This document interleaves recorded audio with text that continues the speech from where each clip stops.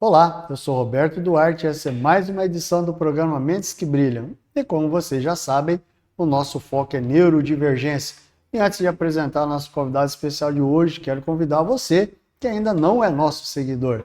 Corre lá para o nosso canal do YouTube Mentes que Brilham e também nosso canal do Instagram Mentes que Brilham. Eu tenho certeza que esse conteúdo será especial não só para você, mas para todas as pessoas que estão ao seu redor.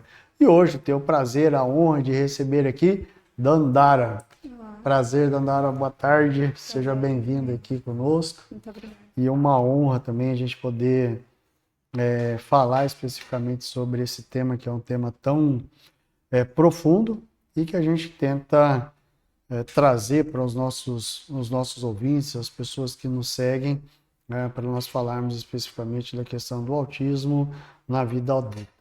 E a primeira pergunta que eu faço é como que veio para você a questão do autismo, a identificação, até a fase do diagnóstico, né? Como é que foi tudo isso para você?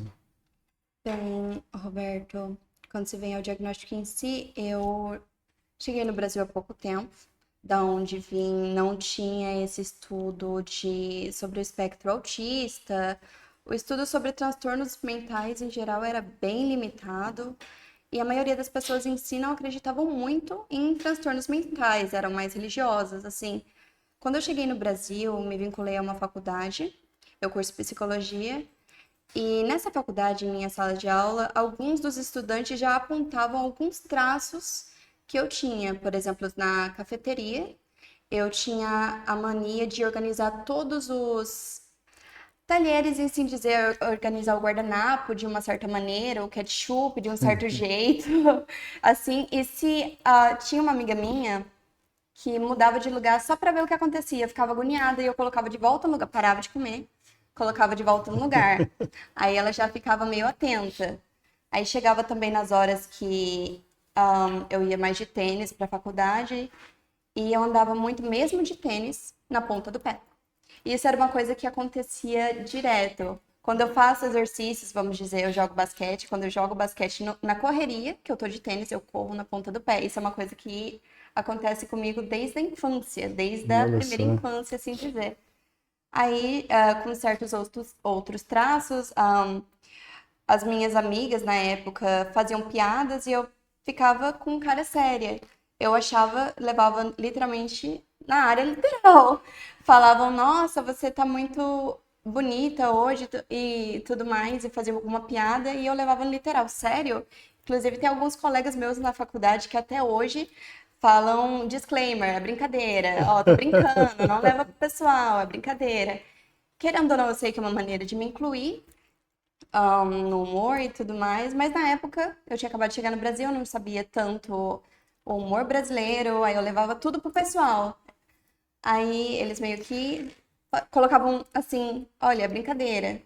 Aí num certo dia, numa aula, um coordenador me chamou e falou bem assim, Dandara, vamos fazer um teste neuropsicológico? Eu, vamos. Eu comentei com a minha mãe. Minha mãe falou, não, Dandara, você já tem o diagnóstico de bipolar. Aí eu, mas mãe, eu bebia remédio, ou eu bebia Depaquine na época, Nossa. 250 miligramas e risperidona. E durante essa época eu percebia que os remédios em si não faziam efeito. Eu me sentia porém sem habilidade de chorar, sem habilidade de me expressar da maneira que me Entendi. expresso no dia a dia. E já tinha uns meses que eu não bebi o remédio. E para quem tem ciência assim de bipolaridade e essas coisas é que não pode passar um tempo muito grande sem beber o Uhum. remédio, senão há crises. E eu havia anos que eu não tinha crises mesmo sem beber o remédio. Eu parei por conta própria. Aí fizemos o teste neuropsicológico. Eu fiz 8 sessões desse teste neuropsicológico e quando veio a isso, eu entreguei ao psiquiatra que me diagnosticou com autismo, o TDAH e também outra coisa que é a seletividade alimentar, que eu não sou fã de carne. Assim, eu tolero carne de frango, porque querendo ou não, não posso ter uma deficiência proteica. Eu tolero carne moída, mas eu não como porco há mais de 7 anos. Eu não Eita. como porco de jeito nenhum, não tolero, não é nem por questões religiosas. E tem certas coisas que a textura na minha boca não dá, me dá vontade de Sei o que é vomitar isso. na hora, já não desce, já falo não, não dá. tem certas coisas que eu não consigo comer se não tiver acompanhado de ketchup, porque parece que pra mim diminui o sabor da comida em si e sobe o sabor mais do ketchup e dá uma misturada tolerável em si. Mas após esse teste, esse diagnóstico em si, foi assim, eu não vou dizer que eu não consegui lidar com o diagnóstico de autismo, até porque eu sabia que eu tinha alguma coisa, porém eu sabia que essa coisa não era o bipolar. Porque eu nunca me Entendi. identifiquei como uma pessoa bipolar, assim, no Aham. sentido sintomático, entendeu? Quando veio o diagnóstico, parece que tira um peso das minhas costas, porque eu comecei a pesquisar mais a fundo, comecei a relacionar certas coisas com coisas que eu já via desde a infância, ler artigos, ver documentários, não me sentir sozinha, até porque o meu ambiente universitário é muito acolhedor, e Entendi. isso é uma coisa que ajudou muito, tanto no meu processo de autorreconhecimento do Uhum. momento, introspectivo daquela época, mas também como me ajudou a pegar mais leve comigo mesma e perceber que o laudo em si, o transtorno, não me torna incapaz de ser humana e não me torna incapaz de ser aceita pelas pessoas ao meu redor. Que, querendo ou não, eu sinto que isso é uma coisa que muitas pessoas pensam que esse laudo vai mudar minha vida, agora eu não sou mais a eu Aham. sempre me senti, eu sempre vi o mundo do jeito que eu vejo agora, nesse exato momento. O laudo não mudou isso. Continuo vendo o mundo, continuo sentindo as coisas que sinto, da maneira que sinto, com a Aham. intensidade que sinto, e o laudo não mudou muito na minha perspectiva, na minha opinião, na minha vida, na minha Uhum. experiência de vida. Pois o laudo, ele, além de ser um trabalho em que eu consegui finalmente identificar o que de certo tinha de errado Uhum. comigo, quanto eu consegui tirar um peso das minhas costas, que era a pergunta: o que há errado comigo? Entendi. Então eu sinto que foi mais uma situação mais de alívio do que uma situação. Esclarecedor, né? Exatamente. E para sua mãe, como é que foi, Dandara? Porque, vamos falar assim, existia um estereótipo formado antes, e aí depois veio, de fato, o que que era. Como é que foi isso? Então, a minha mãe também sentiu um grande alívio após o meu diagnóstico, pois quando eu era criança, eu tinha certas crises de birra muito intensas. Eu ficava triste, por exemplo, ao ponto de não falar por dias. Eu andava muito na ponta do pé, eu levava as coisas muito no literal. Eu, quando estava muito frustrada, muito cansada, chorona demais, eu entrava dentro de guarda-roupa para me esconder. Eu, assim, às vezes minha mãe me procurava na casa e eu tava dentro de um guarda-roupa. Eu tava debaixo de uma cama. Então, era uma coisa que, querendo ou não, não trouxe respostas apenas para mim, quanto para minha mãe, pois os sintomas batiam muito, as experiências de outras pessoas que vimos em artigos, em documentários, batiam muito com a minha experiência de vida. E isso foi uma coisa que sinto que a fez me entender mais como Legal. pessoa, entender que certas coisas na minha adolescência eu não fazia porque queria, mas sim porque o meu psicológico é assim, querendo ou não. E também ajudou a criar mais estratégias de como lidar comigo e eu também aprender a como lidar com ela em certas situações. Por exemplo, em situações de conflito, a gente já tem essa consciência de que certas coisas vai me fazer ficar muito estimulada. Tipo, eu sinto muita dor sensorial auditiva. E Uhum. eu também tenho muita sensibilidade no paladar. A sensibilidade auditiva é uma coisa que aqui no Brasil eu não tô me acostumando, é as motos. As motos sem escapamento. Passa uma moto sem escapamento, eu já tapo os ouvidos. E quando vem em situações de conflito assim, erguer a voz pra mim já dá um desconforto imenso. É como se eu entrasse em um estado de agonia. Assim, meus tímpanos dói. Eu sempre falo que me dá dor física. Então, querendo ou não, a gente aprendeu tanto a eu evitar certas coisas e conseguir me regular diante de certas situações, quanto ela me entender que eu vou levar certa situação para esse lado e ela também aprender a me entender melhor como a filha Entendi. dela. E ela entendeu muito que não era um problema em si, mas apenas o Aham. jeito que eu nasci. Uma condição. E como é que era antes, Dandara? A questão das comorbidades, ainda não ter tido conhecimento para o fato das questões das regulações. Como é que era lidar com isso para você? No sentido de. Comportamento de Ah, amizade, de sim, ambientes. sim. Isso era uma coisa que me afetou muito, não nessa fase jovem adulta de agora, mas me afetou muito na fase da adolescência. Na minha adolescência, eu estudei num internato. Eu estudei meu ensino médio inteiro num internato. E eu era um tipo de estudante que ficava mais na dela. A sala, quando ficava muito barulhenta, eu saía da sala e para algum lugar, tipo uma biblioteca. Às vezes eu ia até pro banheiro só para ficar no silêncio. Às vezes eu só saía da sala e não voltava. Uhum. Mas eram certas situações também de colegas tentarem interagir comigo, pedir uma opinião sincera minha e eu levar esse sincero até demais. Aí, por uma grande época na minha vida acadêmica, do ensino médio, eu fui taxada de ignorante. Hoje em dia eu já sei, ó, você quer minha opinião? Eu sempre falo assim, você quer a minha opinião sincera ou você quer que eu diga o que você quer ouvir? Aí eu dou essa opinião, assim, essas duas Essa opção. alternativas. Você quer a minha sinceridade ou quer o que você quer ouvir? Porque na minha época da adolescência, eu sinto que por não saber colocar um limite na minha própria sinceridade, eu era muito taxada de ignorante, fazendo com que meus colegas não fossem muitos meus colegas, assim, eu era Entendi. mais excluída, mais deixada de lado. Também quando tinha algum evento na, no ambiente escolar em si que envolvia muito barulho e tudo mais, eles nem me chamavam. Ou quando a gente estava de férias e ia para algum rolê, assim dizer, não me convidavam porque, a gente pensou que você não ia querer ir porque tem muito barulho, Entendi. entendeu?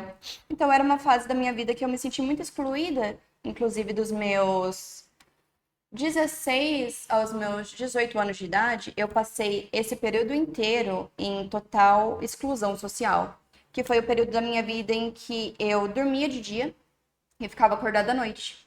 Com total isolamento social dos meus irmãos, da minha mãe, eu lia durante a noite inteira, dormia durante o dia, porque onde eu morava a internet era muito Aham. cara. Então eu meio que me isolei por conta da isolação que eu sofri no ensino médio. Então era uma situação mais assim, mais rígida. E você acha que isso, de certa forma, te impulsionou hoje, com o conhecimento que você tem, quando você olha para trás, isso te impulsiona a revisitar tudo o que aconteceu com algum peso ou não? Hum, honestamente, não. Eu não vejo isso como um grande peso, pois não tem como eu me culpar de algo que é neurológico meu. Uhum. Não tem como eu me culpar se na época eu não sabia o que especificamente tinha de errado comigo, e se eu Claro. não sabia, como que as pessoas ao meu redor iam saber Uhum. também, como que a minha mãe ia saber também. Teve uma época de grande conflito entre eu e minha mãe, e isso foi muito resolvido por conta do laudo em si. Legal. E se eu não sabia o que tinha de errado comigo em si, eu não tenho muito como julgar as pessoas ao meu redor por não me tolerarem, entre Uhum. aspas. E eu também não tenho muito como me culpar por algo que agora sim eu tenho ciência de que não estava sob o meu controle. Entendi. Claro. E hoje, no seu círculo de amizade, nos seus estudos, como é que você controla isso hoje? Como é que você lida, no seu ambiente?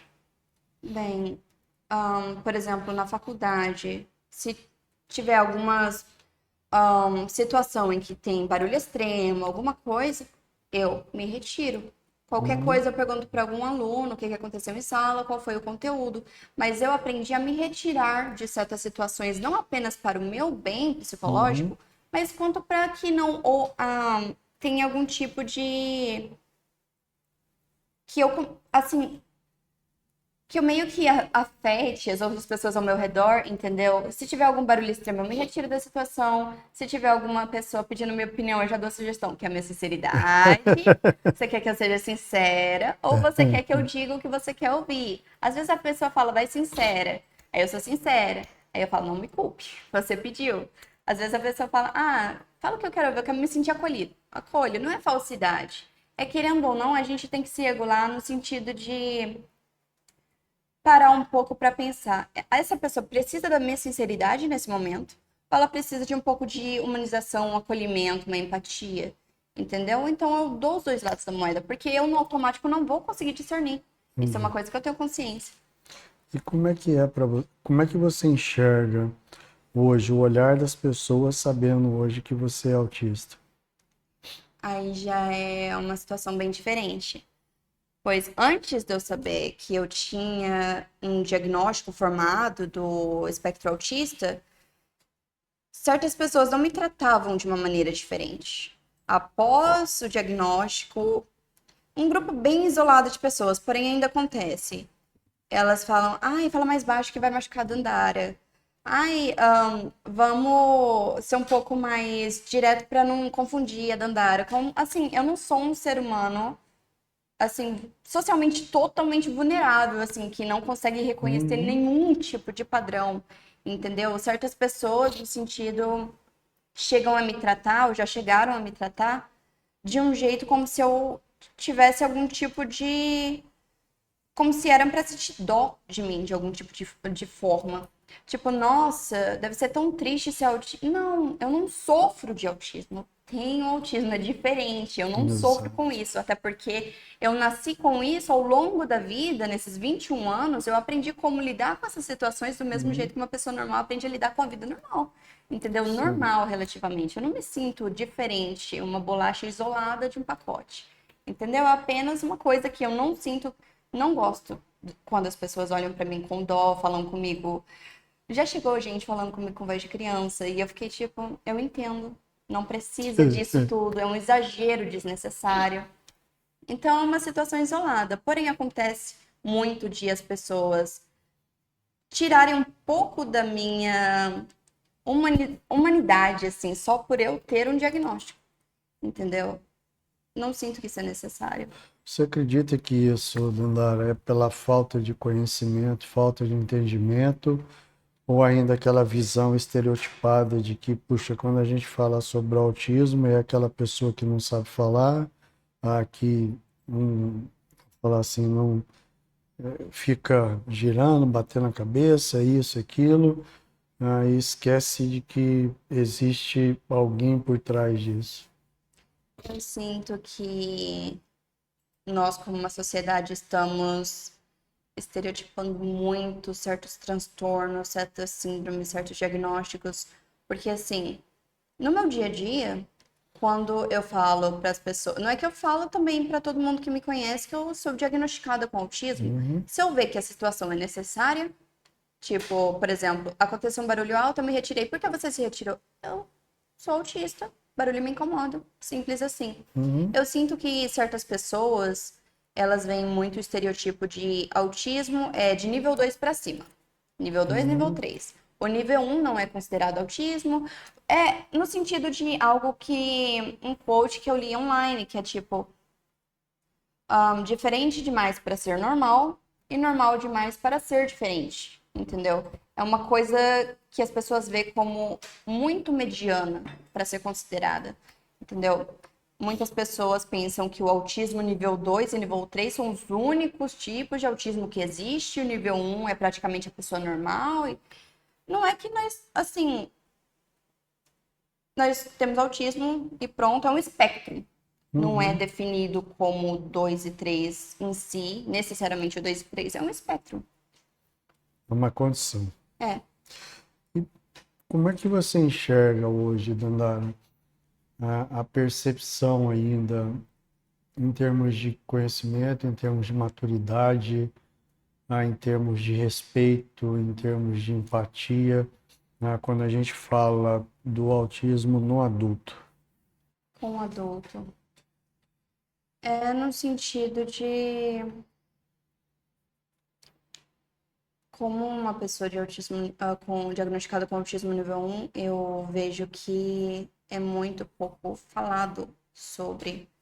Normalmente a gente fala mais sobre crianças, sobre Uhum, pré-adolescentes, sobre adolescentes, mas chega na fase adulta, a gente meio que vira a cara e foca mais na outra parte da moeda. eu sinto que é uma coisa que, ao longo dos anos de estudos, com o lançamento do DSM-6 e tudo mais, a gente vai ver que nem sempre o autismo na fase adulta, ele não sofre com tanta intensidade das outras fases infantis. Temos nossas dificuldades, às vezes abrem dificuldades novas na nossa vida, e a gente aprende com mais maturidade a lidar com elas, coisa que na infância a gente não tem. Porém, é a mesma intensidade, é a mesma coisa. E vai ao resto da vida em si. Entendi. Hoje, para você, qual que é o maior desafio que você tem no dia a dia em relação ao autismo? O meu maior desafio em si é a compreensão, para ser totalmente sincera. Às vezes, mesmo aprendendo a lidar com certas situações, com certas pessoas, sinto que de certa forma eu ainda não sou muito bem compreendida, no sentido de algumas pessoas podem achar que sair da sala por vontade própria, por ver que algum barulho está te incomodando, ou por não querer comer certo alimento, pois não desce de certa forma, é frescura. Ou ela quer ser diferente, no sentido assim. Ou eu falar alguma coisa, porque nem sempre eu consigo controlar o que digo. Querendo ou não, Isso aí. alguma vez, alguma opinião sincera minha vai escapar aqui, vai escapar ali. E a pessoa me taxar como ignorante, não tentando. Nem tentando pensar no fato de que pode não ser voluntário, entendeu? Eu sinto que o acolhimento é grande da maioria das pessoas, mas ainda existe uma quantidade de pessoas que nem considera acolher, nem considera pensar no sofrimento ou na diferença ou na situação de exclusão que a pessoa em si sente ou sentiu ao longo da vida e só trata como alguém totalmente diferente do ser humano em si. É uma coisa que eu sinto que ser entendida seria 1000 vezes melhor para evitar certas situações constrangedoras.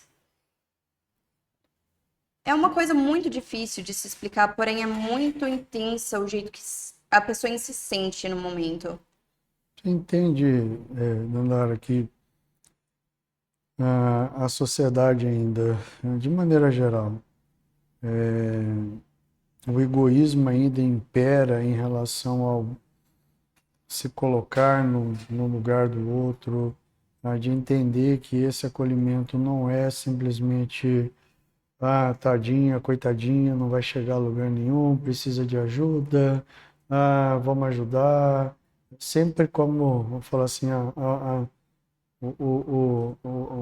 pessoa que precisa de ter todo o suporte necessário esquece de que por trás existe alguém brilhante, alguém que realmente consegue fazer, lógico, com as suas limitações, mas ainda essa visão está ali enraizada. Eu sinto que sim. É porque, para mim, independentemente de ser autista ou não, ter algum transtorno ou não, um humano é um humano, um ser humano é um ser humano. E para mim, no sentido de empatia, muitas pessoas viram as costas. Não apenas para ignorar o autista nível 1, mas o nível 2, o 3. As pessoas em si têm a capacidade de tentar se colocar no sapato da outra pessoa, tentar entender, mas não querem. Eu sinto que muitas pessoas estão muito focadas em suas próprias vidas, em seus próprios problemas, que nunca tentam, ao menos, entender como deve ser desgastante lidar com pessoas egoístas. Entendeu? Como é explicar a mesma coisa de novo e de novo para pessoas diferentes. Não, é por conta da minha sensibilidade tutorial.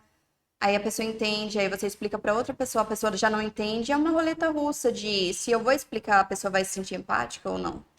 É uma coisa muito desgastante.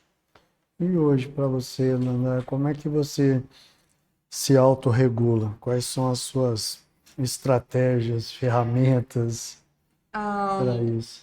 Uma coisa que eu gosto muito, muito mesmo, uma coisa que se eu estiver ansiosa, se eu estiver irritada, eu gosto muito de ouvir música. Porém, a música que eu normalmente ouço não é muito centrada na letra. Ela é mais batida, eu gosto de uma música mais leve, uma música mais tranquila, uma música que, em vez de me dar mais ansiedade, mais adrenalina, vai me abaixando, me acalmando. Uhum. Também gosto muito de uma forma de escape meu, é muito a leitura.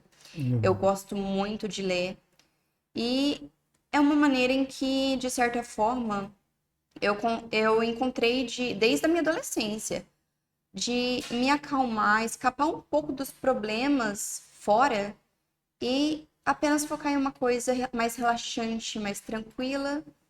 E após, assim, ouvir uma música, ler um livro, sair para uma caminhada, ver as pessoas que realmente se importam contigo, eu sinto que isso é muito essencial, tanto Uhum. para mim quanto para as pessoas ao meu redor. Eu sinto que se acolher, às vezes, é necessário, em vez de sempre ser acolhido pelos outros. Então, coisas tranquilas, menos estimulativas, para mim é o essencial. Legal, que bacana. E qual que é o maior sonho hoje, Dandara? Bem, o meu maior sonho é seguir os passos da minha mãe. Minha mãe é policial civil aposentada aqui de Rondonópolis. E eu curso psicologia porque eu quero fazer perícia criminal, a criminologia. Era entre psicologia e biomedicina. Não tenho paciência para biomedicina. Não tenho. E então eu escolhi a área de psicologia. O meu maior sonho em si é fazer um concurso público e virar perita criminal do estado de Mato Grosso. Legal. Grande sonho, É alcançável. É alcançável. com certeza. E quando a gente fala de construir famílias, para você, Dandara, olhando agora pela questão do espectro autista, como é que é para você isso hoje? Bem, eu sou adotada. A minha família biológica é uma família que eu tenho muito pouco contato. Muito raramente eu mando um oi, eu recebo um oi. Inclusive, minha mãe biológica chegou a falecer em novembro de 2024. Isso foi uma situação devastadora para mim.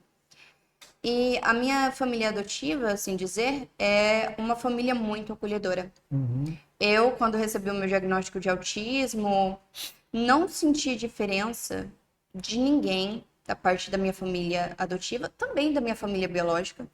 São muito acolhedores. Me senti muito compreendida, pois não sou a única autista na família. E eu senti que, mesmo com o diagnóstico, assim, a família, o vínculo familiar, ele supera tudo.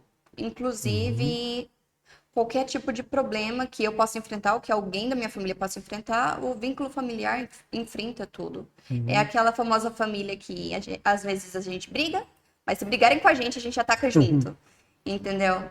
Então eu sinto que no meu ambiente familiar em si não houve muita diferença, mas também eu sinto que posso dizer que o meu diagnóstico foi também uma maneira de me compreenderem mais como uma pessoa Exi- com espectro de autista. Existe o medo de ter filhos em relação ao autismo? Sim, eu não vou ter filhos.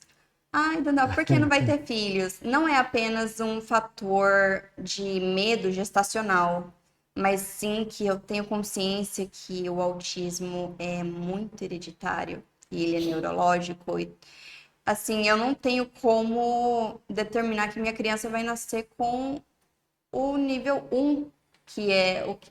Assim, eu posso, sinto que eu posso dizer que é uma roleta russa entre os três níveis, entendeu? Não é determinado, não é fixo o nível em si. Então, eu sinto que seria muito egoísta da minha parte trazer uma criança, gerar uma criança sabendo que ela pode ter uma vida tão difícil quanto a minha, ou até mesmo mais. Eu sinto que, como uma pessoa que foi adotada, não tenho nenhum problema em adotar Uhum. também. Porém, para mim gestar e ter o medo de, por exemplo, eu vou envelhecer um dia. Se a criança em si nascer com um nível 3, um nível 2, algo assim, eu não estiver por perto. Porque o amor de mãe é uma coisa, as Exato. outras pessoas toleram. Entendeu? Então, para mim, eu sinto que seria muito egoísta da minha parte. E também sinto que seria muito egoísta se eu não retribuísse o que aconteceu comigo, que é o adotar. Fui adotado por uma família maravilhosa. Eu quero retribuir isso, porém, gestar, eu acho que não é pra mim, não. E é engraçado porque, sendo mais, vamos falar, 90% das mulheres que a gente tem conversado, existe esse medo, né? E é o medo. E é engraçado porque o medo não é em relação a nós, é em relação ao que pode acontecer com a criança se eu não estiver aqui. Talvez o medo de elas não serem compreendidas, não serem acolhidas, não serem receber o mesmo olhar que nós como pais olhamos, mas se eu faltar, como é que vai ficar? Então é eu falo assim, essa nuvem ronda, né, e gera justamente isso mesmo, que é o medo de e como é que vai ser, É, né? porque no sentido de uma pessoa que é diagnosticada com autismo nível 1, eu já sofro certas. Entendeu? É isso Nível mesmo, 2, é nível o 3. preconceito mesmo, é o é a figura esquisita do desenho. É, Então, tem que ser tratado de Ford, mesmo tendo todas as condições, não, mas precisa ser ainda enxergado de forma diferente. Eu acho que essa é talvez a maior barreira que nós temos hoje, que é a barreira do preconceito, evidente, de limitar a capacidade da gente simplesmente por não conhecer e não ter o mínimo de entendimento sobre o que é de fato o espectro autista, sim. entendeu? Não, é uma doença, não tem nada a ver com doença, é uma condição neurológica, ou seja, essa a desassociação, ela nos cega, né? Cega a sociedade, cega as pessoas que não conhecem e acaba trazendo muito mais problema de relacionamento do que elucidação na comunicação e no diagnóstico, né? Esse é um sério problema. Andara, quando você olha hoje para o futuro em relação ao autismo, qual a sua maior esperança?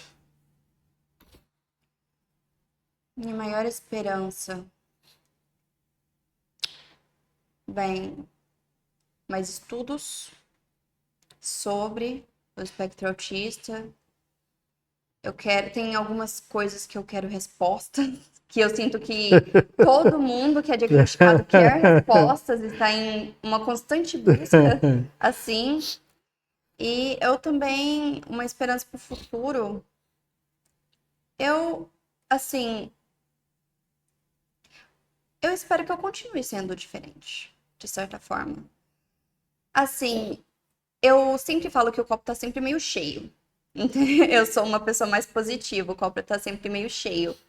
Eu espero que eu continue sendo do jeitinho que eu sou. E eu espero que eu continue não ligando se as pessoas me enxergam do jeito que eu sou ou se elas distorcem o jeito que eu sou. Pegar um gancho aí do que você falou, você já se perguntou por quê e qual o propósito disso? É. Mas é no sentido de uma coisa que a gente tem que aprender ao longo da vida, que mesmo com uma certa resposta, nem todo mundo vai se sentir satisfeito. Uhum.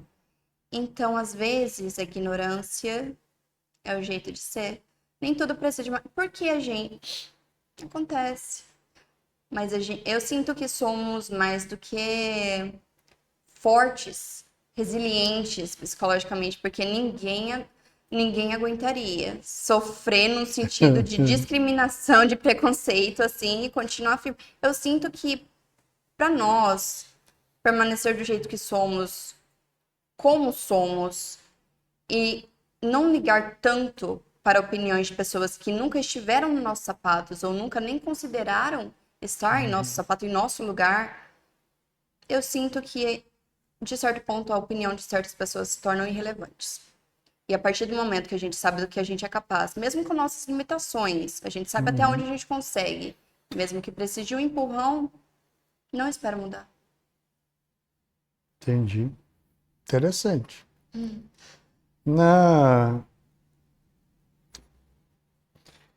Para as pessoas que estão nos assistindo, que mensagem você gostaria de deixar para elas em relação a você, em relação ao autismo?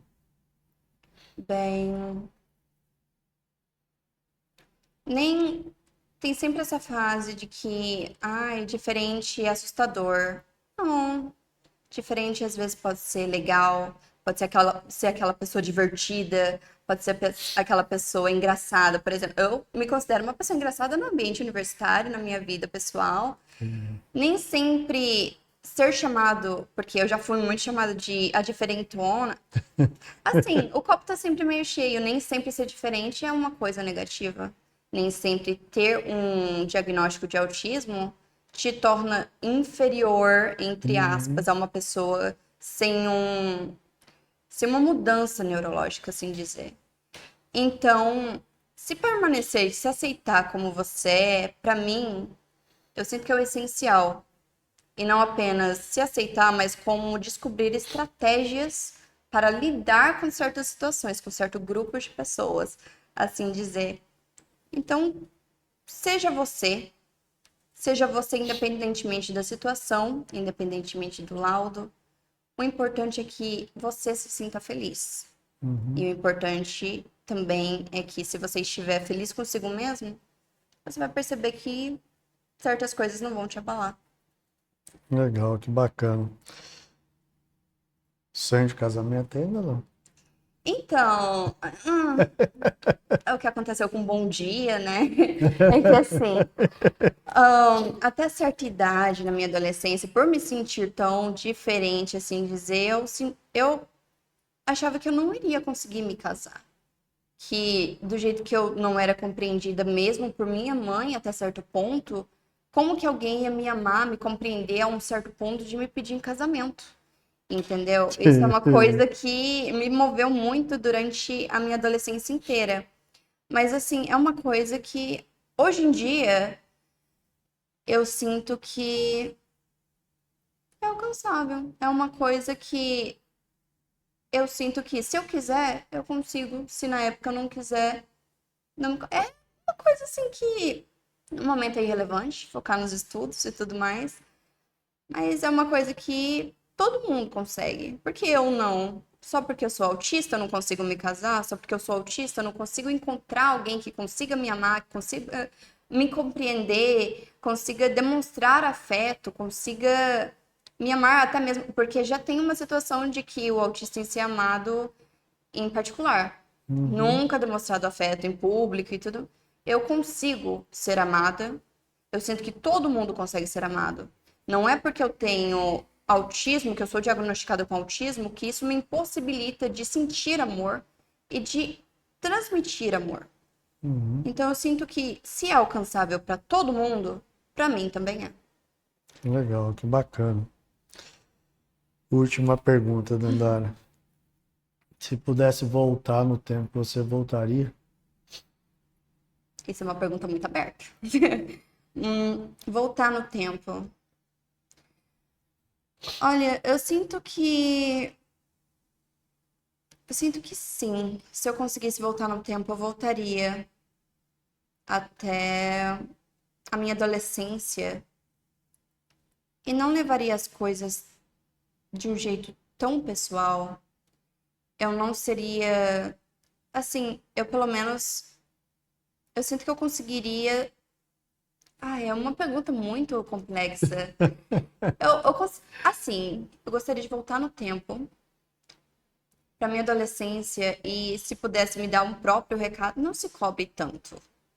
Legal. Por ser quem você é, por sentir do jeito que você sente, por lidar com as coisas do jeito que você. Não se cobre tanto. No futuro você vai aprender a lidar com elas direito. Pegue mais leve. É uma situação mais Alivia, complexa. alivia a carga. Sim, alivia um pouco da carga. Chega na fase adulta com um pouco menos de trauma, pelo menos. Legal. Em algum momento você pensa, não só na área criminal, que é o que você quer atuar, mas utilizar o conhecimento seu da psicologia para, de alguma forma, também ajudar outras pessoas na mesma condição ou não? Eu,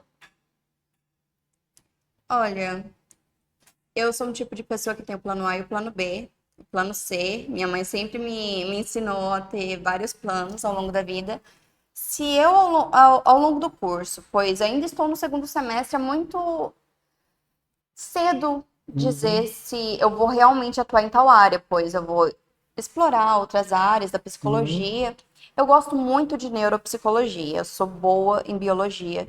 Isso é uma coisa que eu me garanto um pouquinho. legal. Se eu decidir ao longo do curso não atuar na área de criminologia, eu consideraria uma neuropsicologia ou uma terapia cognitiva comportamental.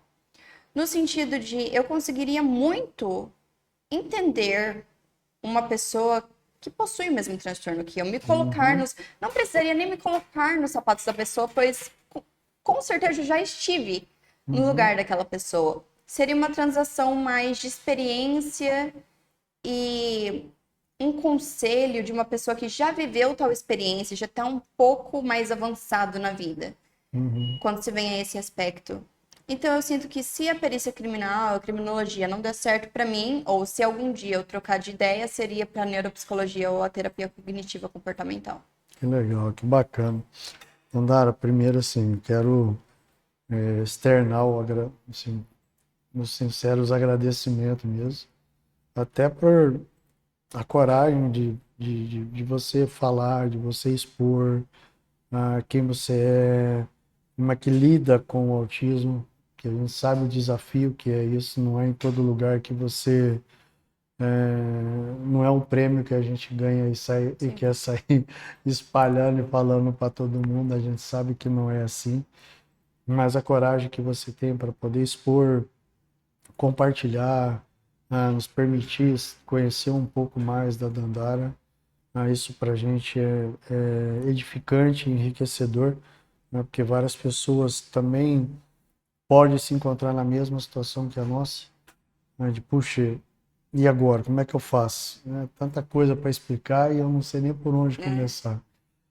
Então, assim, eu agradeço mesmo de coração pela sua disponibilidade, por você estar aqui com a gente. Eu sempre falo que cada aqui não é entrevista, eu falo que é um bate-papo, sim, porque assim como o autismo, nenhum é igual, né? É singular, cada um tem suas características, tem seus jeitinhos, e é isso que torna o autismo talvez tão fabuloso e tão mirabolante ao mesmo tempo, né? Que é a busca por tentar entender, a busca isso é incansável que a gente vê de tentar achar a cura, né? Mas até lá nós estamos aqui, temos vida, temos sonhos, temos projetos, da mesma forma como você pôde externar isso aí pra gente. Então, mais uma vez, eu agradeço mesmo de coração pela sua disponibilidade, viu? obrigada.